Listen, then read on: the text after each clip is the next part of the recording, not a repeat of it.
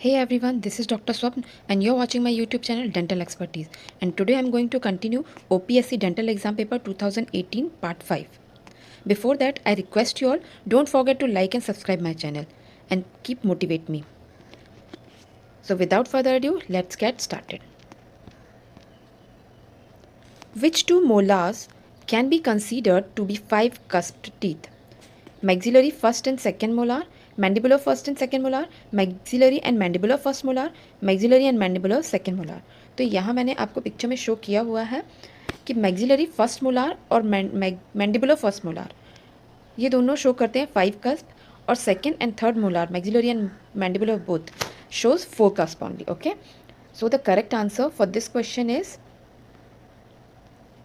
maxillary and mandibular first molar can be considered to be 5 cusp teeth.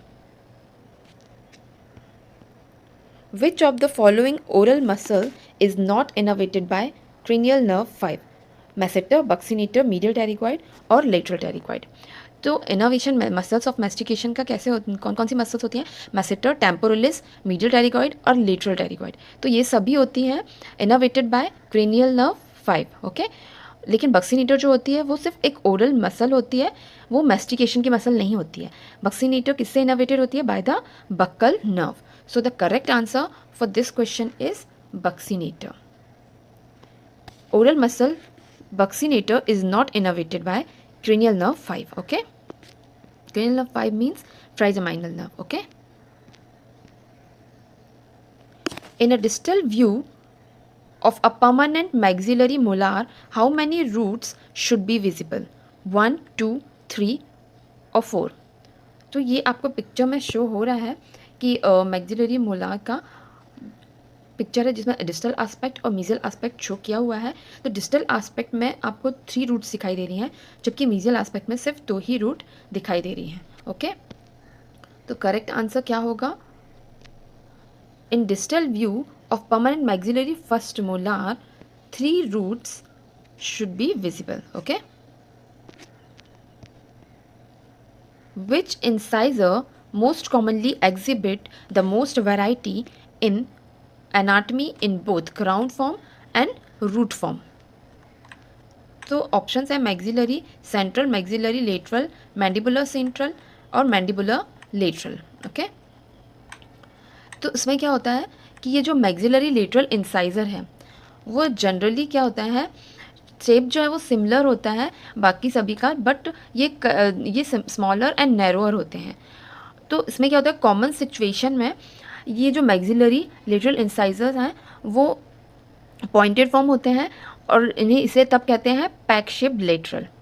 और कुछ में lateral incisor जो है मिसिंग भी हो जाते हैं, और कुछ में पैथोलॉजिकल उसमें पैलेटो जिंजाइवल ग्रुप प्रेजेंट होता है, और इस पैलेटो जिंजाइवल ग्रुप को पैलेटो रेडिकुलर ग्रूव भी कहते हैं. ओके, तो ये जो हैं ये अपने वेरिएशंस शो करते हैं.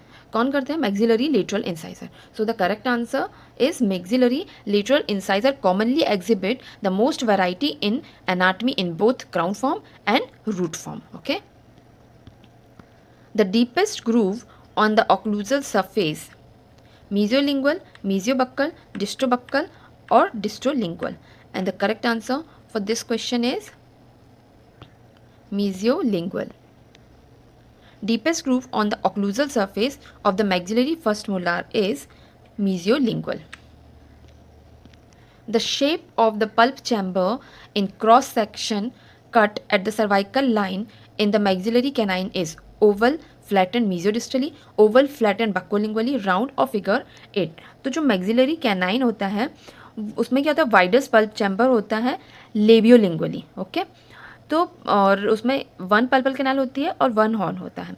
तो जब क्रॉस सेक्शन करेंगे तो ये शो होता है ओवल, मोस्टली ओवल होता है या ट्रायंगुलर होता है, और ये कैसा होता है? लेबियोलिंगुअली, या जिसको बोल सकते हैं बक्कोलिंगुअली. ओके, तो जो लेबियोलिंगुअली तो चैम्बर पॉइंटेड रहता है incisally, cervically wide till middle then the narrow to apex. Okay, तो इसका करेक्ट आंसर क्या होगा? ओवल, फ्लैटेंड, बक्कोलिंगुअली होता है in the cross section cut at the cervical line. Okay, Which ligament of the temporomandibular joint originate from a thin pointed extension of the temporal bone? Temporomandibular ligament, stylomandibular ligament, sphenomandibular ligament और lateral ligament. तो जो stylomandibular ligament होता है वो arise होता है from the styloid process of the temporal bone and up to the posterior margin of the jaw. Okay? तो इसमें यही पूछा गया है कि जो लिगामेंट है टेम्पोरोमैंडिबुलर जॉइंट से arise originate from a thin pointed extension. तो थिन पॉइंटेड एक्सटेंशन कौन सा होता है? Styloid process. तो वो कौन सा लिगामेंट है? स्टाइलोमैंडिबुलर लिगामेंट है जो कि अराइज होता है स्टाइलॉइड प्रोसेस से of the temporal bone. Okay. Which premolar is considered to be most molar like in form? Maxillary first, maxillary second, mandibular first or mandibular second? And the correct answer for this question is mandibular second. Mandibular second premolar is considered to be most molar like form. तो जो mandibular second molar है वो molar like form में दिखाई देता है. Okay. At the age of 9 years, the mandibular permanent first molar has its distal contact with which one of the following teeth? तो इसमें क्या होता है, जो एज ऑफ 9 में जो मैंडिबुलर परमानेंट फर्स्ट मोलार है वो डिस्टल कॉन्टैक्ट शो करता है किसके साथ? First premolar no distal contact, second deciduous molar. तो ये ऐसा डिस्टल कॉन्टैक्ट इसलिए शो करता है बिकॉज तो जो सेकेंड डेसिडुअस मोलार जो है वो अभी तक एक्चुअली वहाँ पे प्रेजेंट है, वो एक्सफोलिएट नहीं हुआ है, जिसके कारण क्या होता है कि परमानेंट फर्स्ट प्रीमोलार इरप्ट नहीं हो पाए क्योंकि डेसिडुअस मोलार जो है वो एक्सफोलिएट नहीं हुआ अभी तक. So it does not contribute to the distal contact of mandibular first molar at this age. तो फर्स्ट जो प्रीमोलार है वो उसके साथ कॉन्टैक्ट नहीं बना पाता है. ओके. क्योंकि जो डेसिडुअस मोलार है वो स्टिल प्रेजेंट है. Okay. So the correct answer for this question is second deciduous molar. किसके साथ शो करता है? वो सेकेंड डेसिडुअस मोलार के साथ डिस्टल कॉन्टैक्ट शो करता है, जबकि उसको फर्स्ट परमानेंट प्रीमोलार के साथ शो करना चाहिए. Okay. Which of the following type of dentin is continuously produce throughout life? तो इसमें से कौन से टाइप की जो डेंटिन है वो through out the life continuously produce होती रहती है? इंटरग्लोबुलर डेंटिन, इंटरट्यूबुलर डेंटिन, इंट्राट्यूबुलर डेंटिन और मेंटल डेंटिन. तो जो मेंटल डेंटिन है वो सबसे फर्स्ट डेवलप होती है ड्यूरिंग द टूथ डेवलपमेंट के टाइम पे. Okay. And it is continuously produced throughout the life of the tooth. और ये कहाँ लोकेटेड होती है? Adjacent to the dentino enamel junction. Okay. And ये जो डेंटिन है वो डेंटिन की जो ओवरऑल थिकनेस में सबसे ज़्यादा कंट्रीब्यूट करती है. Okay. Because it is continuously deposited होती जाती है. ओके. तो mantle dentin is a type of dentin is continuously produce throughout the life. Salivary gland stone most commonly involves submandibular gland, parotid gland, sublingual gland और lingual gland. तो salivary gland stone जिसे साइलोलिथ्स भी बोलते हैं, ये affect करते हैं salivary glands को. ओके. तो ओवर 80% जो salivary gland stone है ये फॉर्म होते हैं submandibular gland में. ओके. किसमें होते हैं ये salivary glands? submandibular gland में होते हैं. तो ये अफेक्ट करते हैं किसको? वार्थन्स डक्ट को, जहाँ पे सबमैंडिबुलर ग्लैंड जो हैं एम्प्टी करती हैं जहाँ से saliva into the mouth. Okay. Breakup time but test is done in Sjogren syndrome, multiple sclerosis, SLE, myasthenia gravis. तो जो बट टेस्ट है तो उसमें क्या होता है कि सोडियम फ्लोरेसेंट डाई जो है वो एडिट करते हैं टू द आई और फिर इसके बाद टीयर इस फिल्म इसमें ऑब्जर्व करता है under the slit lamp while the patient avoids the blinking until the tiny drop spot of develop. जब तक कि टाइनी ड्राई स्पॉट जो है वो डेवलप नहीं हो जाता है तब तक पेशेंट ब्लिंक नहीं करता है. ओके. तो ड्राई आइज इसमें से किसका फीचर है, किसका सिम्टम है? तो जॉगरन सिंड्रोम का है. तो ये टेस्ट किसके लिए किया जाता है? जॉगरन सिंड्रोम के लिए. ओके. तो breakup time test is done in Sjogren syndrome. Microorganism most commonly cultured from a chronic bilateral ulcer at the corner of the mouth. Mucor, Candida, Treponema, Aspergillus. तो जो एंगुलर चिलाइटिस है जो कॉर्नर ऑफ द माउथ का जो ulcer होता है bilaterally उसे angular cheilitis कहते हैं and it can be caused by the infection, irritation और एलर्जीज। तो इन्फेक्शन में क्या कौन सी फंगाई इंक्लूड होती है? Candida albicans, okay. या फिर कोई और कौन सा बैक्टीरिया इन्वॉल्व होता है? स्ट्रेफाइलोकोकस ऑरियस। तो इसमें जो कौन कौन से इरिटेंट्स में इसके साथ काम करते हैं, तो पुअरली फिटिंग डेंचर या लिकिंग द लिप्स और ड्रूलिंग और mouth breathing resulting in dry mouth हो जाता है सन एक्सपोजर के कारण, ओवर क्लोजर ऑफ माउथ के कारण, स्मोकिंग के कारण या माइनर ट्रामा हो गया है, तो इन सभी के कारण एंगुलर चेलाइटिस हो जाती है, ओके। तो माइक्रो ऑर्गेनिज्म तो उसमें स्टेफाइलोकोकस ऑरियस होता है और कौन सा इन्फेक्शन इंक्लूड होगा? Candida albicans, okay, which is responsible for the chronic bilateral ulcer at the corner of the mouth which is called angular cheilitis. A patient is having severe mycotic infection, diabetes mellitus and cellulitis is suffering with mucormycosis, histoplasmosis, candidiasis और Aspergillus. तो इसमें क्या होता है कि जो mycotic infections होते हैं ये सारे, बट इनमें से कौन सा है which is associated with diabetes mellitus and cellulitis. तो जो हिस्टोप्लाज्मोसिस और कैंडिडियासिस है वो माइकोटिक इन्फेक्शन है, वो एसोसिएटेड विद डायबिटीज़ मेलाइटिस भी होता है बट सेलुलाइटिस नहीं, सेलुलाइटिस के साथ नहीं होता है। तो sir the correct answer for this question is mucormycosis is a severe mycotic infection associated with diabetic mellitus and cellulitis is suffering with, okay. Tubular adenoma occurs on upper lip, palate, lower lip और gingiva। तो जो tubular adenoma है वो कहाँ पे होता है? Palette में होता है, near the salivary gland, okay. Clavicle is absent in osteogenesis imperfecta, cleidocranial dysostosis, fibrous dysplasia और ऑस्टियोपेट्रोसिस। तो जो क्लीडोक्रेनियल डिसोस्टेसिस होती है उसमें क्लेविकल जो है वो कॉन्जेनाइटली एब्सेंट होती है या फिर इम्परफेक्टली डेवलप्ड होती है, ओके। तो उस कंडीशन में क्या होता है कि शोल्डर्स जो हैं वो ड्रूपिंग आउट हो जाते हैं, यानी कि वो अप्रॉक्सीमेटली चेस्ट के पास आ जाते हैं, ओके। तो clavicle is absent in cleidocranial डिसोस्टोसिस।